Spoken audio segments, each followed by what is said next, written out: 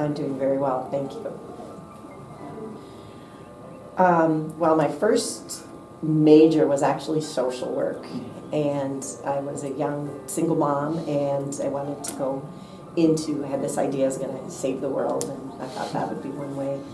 And after taking generals and taking a lot of sociology classes and getting into the nitty-gritty of social work, I did realize it was not going to be for me, but I really did enjoy being in the school environment with young college students and older high school students, and that's when I decided to be a secondary education teacher. And so I had all these sociology classes. I have always liked social studies, so social studies education was my ultimate major in college. I had this vision of teaching 11th and 12th graders who came in every day ready to learn and so excited for all of this knowledge I was about to give to them.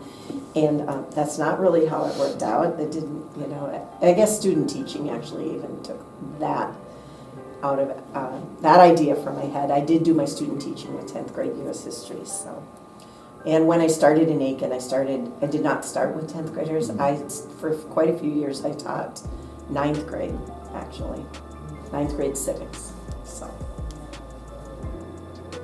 my favorite history that I teach is probably post-World War II, is talking about, everything that happened in World War II and how much impact that had, but how going from 1945 to, we don't get to present, but 1945 to maybe, the 70s, so much happened globally in that time, and with technology, with rights, with the Cold War, with so much. My favorite piece is probably the 1960s, looking at the 50s and 60s, actually, the contrast between those two.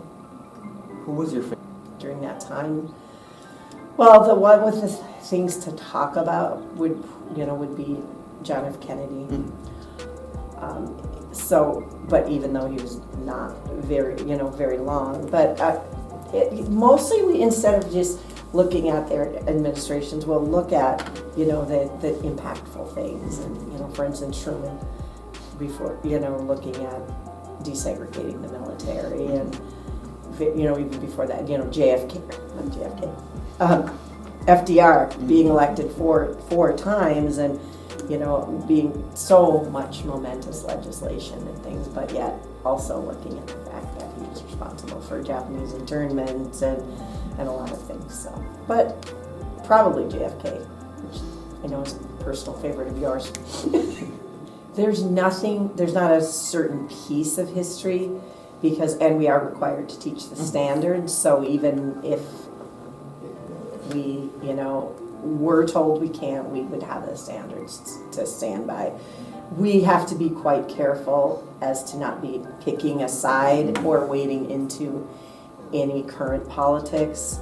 So, we're generally in our entire department, very careful about not showing if there are multiple perspectives, which there generally are, not vilifying one side or the other, as it stands to current things.